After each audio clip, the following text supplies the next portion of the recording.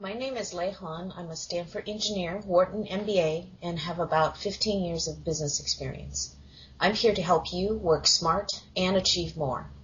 This 20-minute podcast is a live one-on-one coaching discussion. The topic is how to say no at work. For more career advice, visit my website at www.bemycareercoach.com. On with the podcast. I got your email, and I saw that your questions was about how to say no at work. Is that correct? Yeah, I'm like basically your stereotypical yes man. I'll say yes to the point where it actually just gets me in a lot of trouble, I feel.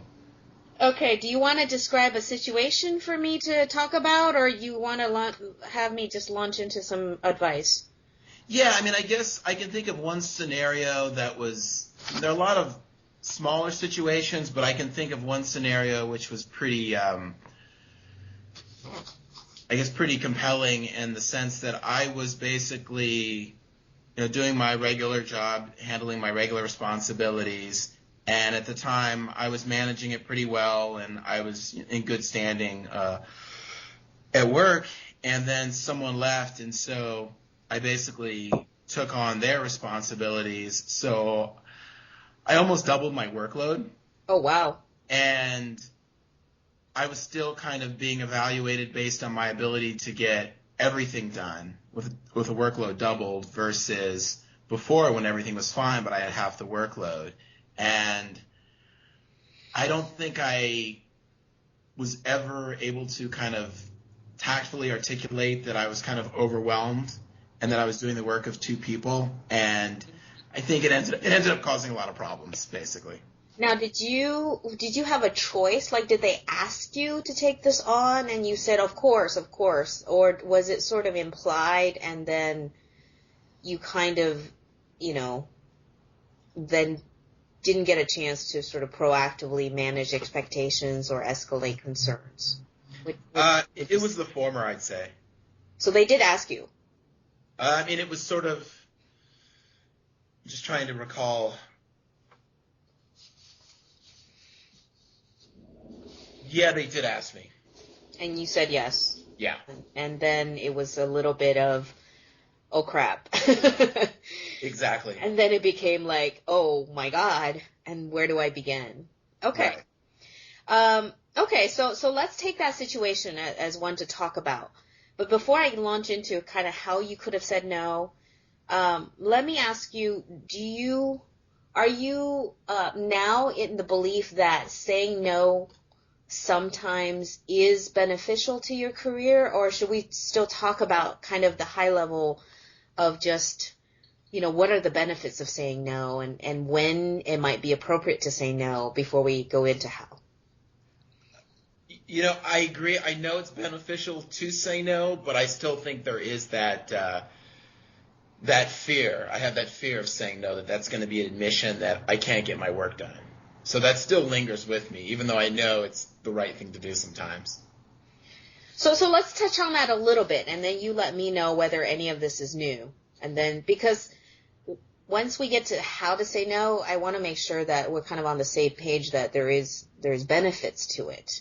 Sure. Because I think a lot of people err on the side of the fear of saying no being bad for them, but don't actually place a lot of value in the fear of actually saying yes being bad to them. Right.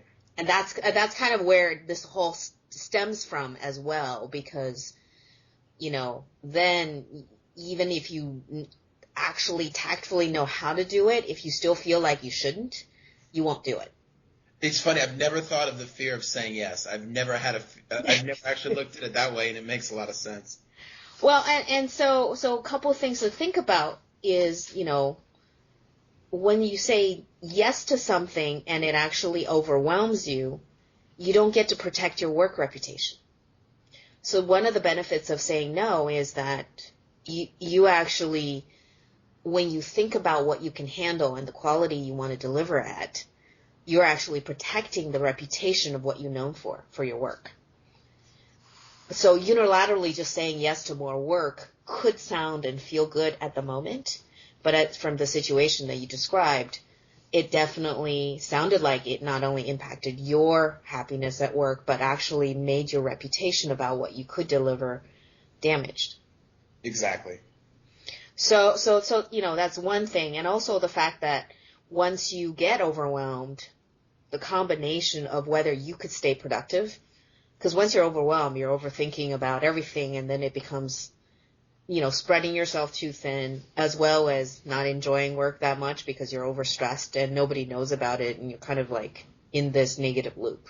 Mm-hmm. And lastly, it's about kind of respecting for your word, because when you say yes or say no, you want it to mean something. You want the reputation to say, hey, if I say yes, it actually means I will deliver good work. And if I actually say no, I have good reasons, and I can be respected for that because I only do it selectively with the right reasons. And therefore, you set certain boundaries for yourself. Mm-hmm. And that actually, in turn, builds your reputation for quality. So it's just kind of a perspective to start with. Yeah. Because that actually sets the foundation for how you want to think about saying no, or when you want to say no. No, that's fantastic. I never even thought of it from the perspective of saying no, how it definitely enables you to, kind of protect your reputation, the things that you are doing well, continuing to do those well. I've never really thought of it from that perspective. Yeah. And the thing is, there is a timing thing of when to say no. Because, like you said, there is some, if you're new to a company, if you're just out of college, if you have limited experience, it's hard to say no because there's no legitimate reasons and you want to show that you have a good work attitude. But there are times when, for example, in this example, you are literally doing twice the work. So before kind of reactively saying, oh, yes, because that's the default answer, you want to actually be thought of as someone who would think about it, proactively and say, well, here's what I have, here's what I don't have, here's how I could prioritize what's most important to you. And then you can literally kind of have a discussion. So the no is not so absolute, but it's kind of a what's best for the company as well as for you. Could you expand on that a little bit in terms of, helping, prioritize? Because I know sometimes I really have, inevitably I'm going to have to get everything done on my plate, but at least getting management's buy-in as to what things to work on first. I mean, that's something that I probably could, an approach I could probably take. Yeah, I think it actually, I'm glad to, I think it actually stems first from this fear of if I said anything, they might think less of me, which you kind of described a little, like if I didn't say yes, they might think I can't do the work. Right. Which, it is a fear, but it's fear stands for false evidence appearing real. Mm-hmm. Some people would say, which is, it's counterproductive because as you see, like if you said yes and you get overwhelmed, you still don't get all the work done.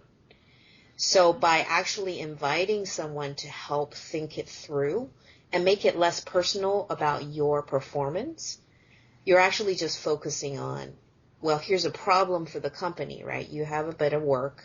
This person left. Now the company has an issue of distributing this work, and you want to help the company solve this problem. So that's where the discussion can focus and say, well, I have this bunch of work. This one has this bunch of work. I want to maintain, you want to focus on the positive when you talk about this kind of thing. You can say, well, I want to deliver the highest quality of work and focus on what's most important. And then you can give your opinion about, well, I think these things are critical with my job, so it's probably hard for me to, push that aside or delay it a little bit. What are some of the things that's critical in this other job that you think I should take on right away? And then let's talk about, is there anything else to move? Because they're either less critical or they could be taken up by either someone else. So that's a way to approach it so that it's less about if I say yes, I'm a good worker and they'll think better of me, and more about, well, how do I logically think about solving a problem where somebody else is missing? And, most people are reasonable, right? When they put on more work on you, it's not like they just think miraculously you were slacking off and somehow double the work. But because you said yes in some ways, you don't give them the room to think about it anymore. You actually sort of accepted all of the responsibility. And in some ways, you kind of needed some help in thinking through what's actually most important. Mm-hmm. And so, one of the ways to talk about saying no is still to sort of stay positive with the fact that they asked you means they really think well of you, the fact that you can maybe handle some of the work. And then sort of be reasonable. So if you can't think of it right away and say, hey, I appreciate you asking me, let me look at my workload and let me get back to you. So that's a way to buy some time. So you're not actually on the spot and your first reaction is, well, I have to say yes. Now, once you bought some time, then you think about, well, what are some of the business reasons I would say yes, maybe to some of it, and no to something else, to some of it. And kind of you ask yourself that without thinking about I guess, if possible, the fear of saying no, and keeping in mind the downside of actually saying yes at the same time. Gotcha. So that way, when you go back and you say you want to kind of, let's say, either negotiate, there's a couple different ways, because somebody who asks something of you usually has an issue and they're hoping you can solve it. Now, if you can't solve it in the way that they're hoping, which is take on all the work, if you offer alternatives, it actually engages them in the conversation and you're both jointly solving an issue. So, for example, you can push out the timeline if it's a piece of work that, okay, well, I'm swamped this week, but I can start taking on this piece of work next week because I have a window. And I want to make sure, again, stay with the positive and make sure that you have enough time to give it the right attention. So that becomes a very legitimate reason. Or you can say things like reprioritize, which is where I started with, is, hey, I'm working on these 6 things right now. These I know are critical. These I'm not sure. I know you're giving me 5 more things here. So immediately you're actually showing in a way that you thought about it and it is doubling your work. You can say, well, I want to make sure, again, it comes back to, I want to make sure to deliver the right work for the right prioritized things. What things, and push back and say what things are the most important to make sure we don't have them fall through the cracks. And are there something on my plate that you think that I can push down? Got it. So it is, so it becomes, saying no is not a blunt yes or no. It's more gray. And it becomes this, thinking about it yourself from your perspective, what you can handle, and asking questions about what's the most important. Because sometimes people they also, this is that reputation. If you build a reputation, you always say yes, people will start dumping on you even more because it's easy. They can just say, yeah, you take this on? Yes, of course, Scott will take it on. Let's ask him. It's easy, right? But when you come back with something reasonable and you say, well, I'm doing this right now, I really would like to help. Can we talk about this a little bit more and let's figure out what's most important here? Then people don't react and go, oh my God, I can't believe he said no. It's more like, oh, that's, most reasonable business people can react to good business reasons for why somebody may push back. And then share more information about, oh, you know what, we have an absolute deadline. It'd be awesome if you actually could help. And this, I think if you had time, that would be great. And you get more information, in which case, when you do say yes to the piece that's critical, not only do they appreciate you more, but you actually have a better understanding of where to focus your time. Gotcha. And so that's kind of, the principles of how to think about saying no or judging when somebody gives you extra work, what to do. And one last thing, which most people don't think about, is even if you have said no, let's say you're just absolutely swamped and you have 3 deadlines and everybody knows about it, and somebody still asks you and you say, well, I really can't for the next couple weeks, and they accept that. Well, let's say 3 weeks down the road, workload opens up. I would circle back with them and say, hey, I know I couldn't help you earlier, but now I actually have a little bit of time. Do you still need the help? A lot of times they don't, actually, because if it's really urgent, they probably found someone else. Sure. And if they actually still do, which means it wasn't so urgent anyways, they appreciate the fact that you kind of came back to them. And then again, it builds that reputation of when you do say no, you mean it, and it's for the benefit of you and the company, and then you actually are conscientious about coming back to help when you do have the time. So that avoids that fear of, well, what if I say no, people think I'm not very open to helping other people. And does it make a difference?